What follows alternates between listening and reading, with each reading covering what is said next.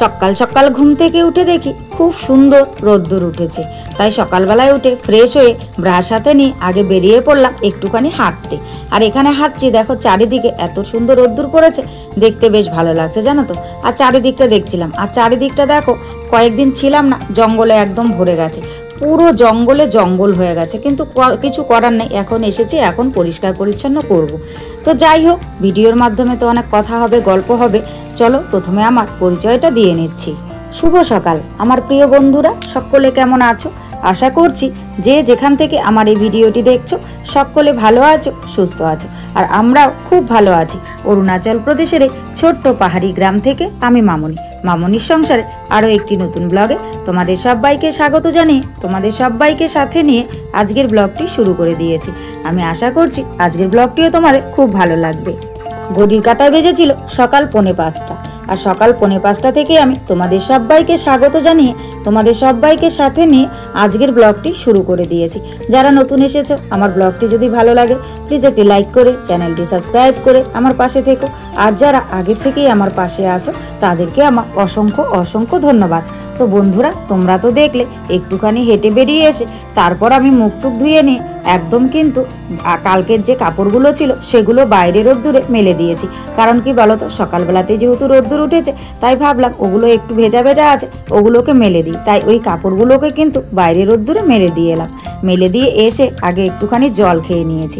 জল খেয়ে সোজা চলে এলাম রান্নাঘরে। আর রান্নাঘরে এসে দেখো আমি কিন্তু চা বানিয়ে নিয়েছি দুজনার জন্য, কারণ কর্তামশাই ঘুম থেকে উঠে গেছে, এখন চা খেতে হবে, সে কারণে চাটাই আগে বানিয়ে নিয়েছি। আর তোমরা যে দেখেছিলে ব্রেডটা এনেছিল, সেই ব্রেডটা এখন আমি সেঁকে নিচ্ছি। সেঁকে নিয়ে চা দিয়ে ব্রেড দিয়ে আজকে সকালবেলা খাওয়াটা কিন্তু হবে, মানে চার সঙ্গে আর বিস্কিট খাবো না, ব্রেড দিয়েই খাওয়া হবে। তো ব্রেড টেড সেঁকে আমি কর্তামশাইকে চা দিয়ে দিয়েছি। কর্তামশাই চা নিয়ে বাইরে বসে খাচ্ছে, আর বাইরে সকলে আছে তো গল্প করতে করতে চা খাচ্ছে। আর আমি আমার চাটা নিয়ে টেবিলের সামনে বসে চা খাচ্ছি। তবে আমি কিন্তু ব্রেড খাবো না, আমি বিস্কিট দিয়েই চা খাবো, কারণ সকালের চাটা সাধারণত আমার বিস্কিট দিয়েই ভালো লাগে বা খালি চা ভালো লাগে, সকালে ব্রেড টেড দিয়ে ভালো লাগে না।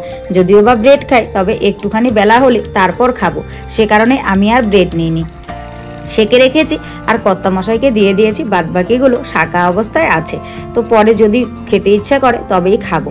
আর মেয়ে এখনও ঘুম থেকে ওঠেনি, আর এখনও ডাকিনি, কারণ বেলা তো এখনও তেমন একটা হয়নি, 6টা বাজতে এখনও 15 মিনিট বাকি, সে কারণেই মেয়েকে আর ডাকিনি, মেয়ে ঘুমোচ্ছে। আর কর্তামশাইয়ের সঙ্গে কথা বলছি আর চা খাচ্ছি। কর্তামশাইও বাইরে বসে চা খাচ্ছে আর আমার সঙ্গে কথা বলছে। বেশ অনেক দিন পরেই কিন্তু আমরা এভাবে চা খাচ্ছি। আসলে বাড়ি যাওয়ার পর আর এভাবে চা খাওয়া হয়নি, তো এখানে এসে আজকেই প্রথম এভাবে আমরা চা খেলাম, আর বেশ ভালো লাগছিল জানো তো। তো চাটা খাওয়া যেহেতু হয়ে গেছে, তো ভাবলাম যে বিছানাগুলোকে গুছিয়ে নিই। তাই কিন্তু দেখো এই ঘরে কর্তামশাই একাশে এই বিছানাটাকে গোছাতে চলে এলাম। আর এখন রাত্রিরে যেহেতু একটু ঠান্ডা ঠান্ডা পড়ছে, তাই কিন্তু একটা ঢাকা চাপার প্রয়োজন হচ্ছে। ওই ব্ল্যাঙ্কেটটা কর্তামশাই গায়ে দিয়েছে, তবে ফ্যানটা কিন্তু এখনও চালাতে হচ্ছে। মেয়ে যেহেতু উঠে গেছে তাই ও ঘরের বিছানাটা গুছিয়ে এ ঘরে চলে এলাম, এ ঘরের বিছানাটা গুছিয়ে নিচ্ছি। তো ওই চেয়ারটার মধ্যে আমি যে বালিশ টালিশগুলো কম্বল টম্বলগুলো রাখি, দেখলাম যে ওই চেয়ারটা যদি ওখানে রাখি তাহলে জানলাটা খুলতে খুব অসুবিধে হচ্ছে, সে কারণেই ভাবছি এদিকে যেহেতু জায়গা আছে টেবিলটাকে একটুখানি এদিকে সরিয়ে দিই, আর ওই কর্নারটার মধ্যে একটা চেয়ার রেখে তারপর হচ্ছে এই বালিশ কম্বলগুলো রাখি, তাহলে ভালো লাগবে। সে কারণে আজকে কিন্তু একটু প্যাটার্নটা চেঞ্জ করে দিলাম। এই টেবিলটাকে আমি এইদিকে একটুখানি সরিয়ে নিয়ে এলাম, এসে ওখানে দেখো আমি চেয়ার একটা কর্নারে রেখে দিয়েছি, আর ওখানে বালিশ কম্বলগুলো রাখছি, আর একটা চেয়ার এদিকে, মাঝখানে টেবিল, দুধারে দুটো চেয়ার, দেখতে কিন্তু বেশ ভালোই লাগছে। আর আমরাও যে ঢাকা চাপা দিয়ে রাখি এই কম্বলটা দিয়ে রাত্রিরে, এমনিতেও তো গরমের দিনেও আমার ঢাকা চাপার প্রয়োজন হয়, এখন তো অনেকটাই ঠান্ডা পড়ে গেছে রাত্রিরে, সে কারণে এখন তো আরও বেশি প্রয়োজন। আর বড় কম্বলটা বিছানায় দেখেছিলে, ওটা কিন্তু ঢাকা চাপা দেওয়ার জন্য না, ওটা সাইডে, মেয়ের সাইডে দিয়ে রাখি, কারণ তা না হলে মেয়ে একদম কর্নারে চলে যায় ঘুমোতে ঘুমোতে। আর ওর তো কোল বালিশ নিয়ে শো অভ্যেস ছিল, আর এখানে তো কোল বালিশ নেই, সে কারণে ওটাকে কিন্তু কোল বালিশ হিসেবেই ব্যবহার করা হয়, ওটাকে আর কাঁথাটাকে। আর মশারি টশারিগুলো কালকে কেচে দিয়েছিলাম, টাঙাতে আর সময় পাইনি।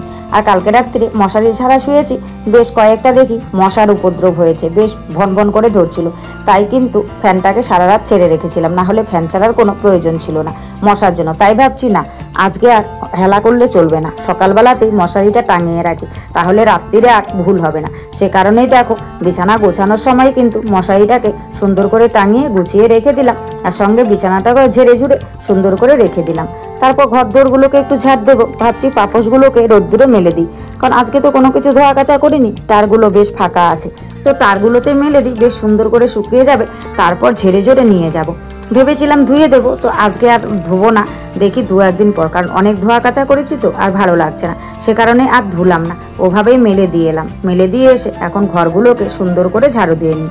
তবে কি জানো তো, সকালবেলায় কিন্তু আমি ঘর দোর সব ঝাড়ু দিয়েছি। তোমরা হয়তো ভাবছো যে আমি বাসি ঘর দোরেই সব চাটা খেয়ে নিয়েছি, আসলে তা কিন্তু নয়।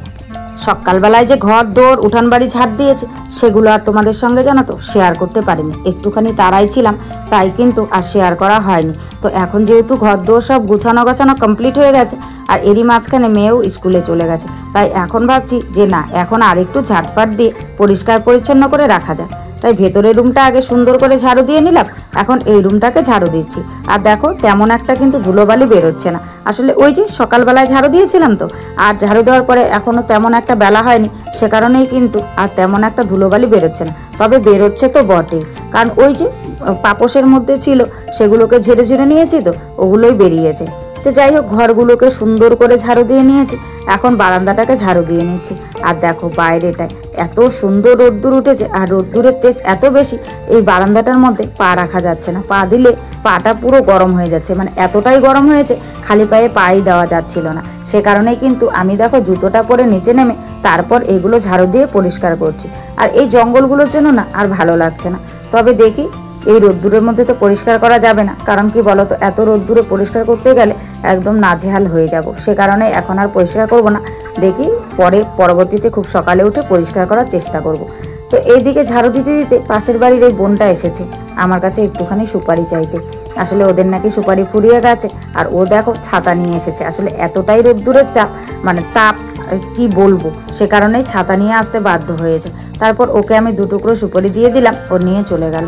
এবার দেখো এই জায়গাটা ভালো করে ঝাড়ু দিয়ে নিচ্ছি, আর এখানে দেখি লম্বা লম্বা বেশ কয়েকটা ঘাস হয়েছে, হাত দিয়ে তুললে বেশ উঠে যাচ্ছে, সে কারণে এই ঘাসটাকে কিন্তু সুন্দর করে আমি হাত দিয়ে টেনে তুলে ফেলে দিলাম। কর্তামশাই চাটা খেয়ে বেরিয়েছিল, বেরিয়ে গিয়ে একটুখানি কচু শাক নিয়ে এসেছে।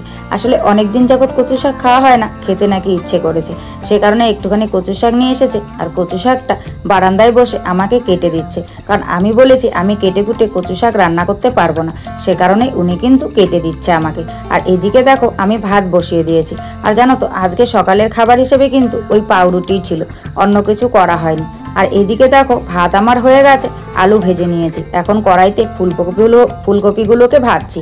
আর মশলার সঙ্গে করে নিয়েছি, কারণ কি বলতো, কালকের যে বাসি মাছ কয়েকটা ছিল সেগুলো দিয়ে পাতলা করে ঝোল করব, তাই একটুখানি মশলা করে নিয়েছি। পেঁয়াজ আর আদা, জিরে আর কাঁচা লঙ্কা এগুলোকে বেটে নিয়েছি, বেটে নিয়ে আগে মশলাটাকে ভেজে নিয়েছি, ভেজে নিয়ে তারপর কিন্তু ভেজে রাখা ফুলকপি আর আলুগুলো দিয়ে ভালো করে ভেজে নিচ্ছি। আসলে অনেকভাবে রান্না করা যায়, তবে ফুলকপির তরকারিটা এভাবে রান্না করলে বেশ ভালো লাগে খেতে, সে কারণেই কিন্তু ফুলকপির তরকারি সাধারণত আমি এভাবেই রান্না করি। আর বেশি মাছ নেই, এই 3-4 পিসের মতন মাছ আছে, আর হচ্ছে ধনেপাতা নিয়ে এসেছিল, এই ধনেপাতা দিয়ে মাছগুলো দিয়ে ফুলকপি, আলু, টমেটো দিয়ে কিন্তু একটা পাতলা ঝোল করেছি, এটা দুপুরে রাত্রির হয়ে যাবে। তরকারিটা নামিয়ে আমি কড়াইতে দেখো কচুগুলো সেদ্ধ বসিয়ে দিয়েছি, ওই যে কর্তামশাই কচু শাক খেতে চেয়েছিল সে কারণে। তো কচুগুলো সেদ্ধ করে নামিয়ে জলটাকে ঝরিয়ে নিয়েছি। আর এই যে দারকা মাছি বলে এগুলোকে, এই দারকা মাছের শুটকি আর কি, এই শুটকিগুলোকে গরম জল দিয়ে ভালো করে ধুয়ে নিয়েছি। এই শুটকিটা দিয়ে উনি কচু শাক খাবেন, ওনার নাকি খুব ইচ্ছে করছে, সে কারণে এই শুটকিটাও কিনে নিয়ে এসেছিল। তো এই শুটকিটাকে প্রথমে গরম জল দিয়ে ধুয়ে নিয়েছি, ধুয়ে নিয়ে শুটকিটাকে একটুখানি ভেজে নিয়েছি। তারপর দেখো লঙ্কা বাটা, রসুন বাটা আর অল্প একটু সামান্য পেঁয়াজ দিয়ে দিয়েছি, এগুলোকে মাছের সঙ্গে দিয়ে দিয়েছি। এগুলোকে সুন্দর করে আমি কিন্তু একদম ভেজে নিয়ে তারপর কচু শাকটা দিয়ে দেবো, কচু শাকটা দিয়ে একদম শুকনো করে নামিয়ে নেব। আর জানো তো, আজকে কচু শাকটা খেতে কিন্তু খুব টেস্টি হয়েছে, এই তারকা মাছটা দিয়ে করেছি বলে হবে হয়তো, জানি না সঠিক। তো যাই হোক বন্ধুরা, আজকের মেনুতে এই পর্যন্ত, আর আজকের ভিডিও এই পর্যন্তই। তো সব মিলিয়ে আজকের ভিডিওটি তোমাদের কেমন লেগেছে অবশ্যই কিন্তু তোমরা কমেন্ট করে জানাতে ভুলো না। আর আজকের ভিডিও যদি কিছু ভালো লাগে তাহলে প্লিজ একটা লাইক করো, কমেন্ট করো, শেয়ার করো, আর আমার চ্যানেলটিকে সাবস্ক্রাইব করে এভাবেই আমার পাশে থেকো। সকলে ভালো থেকো, সুস্থ থেকো, তোমাদের পরিবারের সকলকে নিয়ে ভালো থেকো। তোমাদের সঙ্গে দেখা হচ্ছে পরবর্তী কোনো ভিডিওতে। চলো টাটা।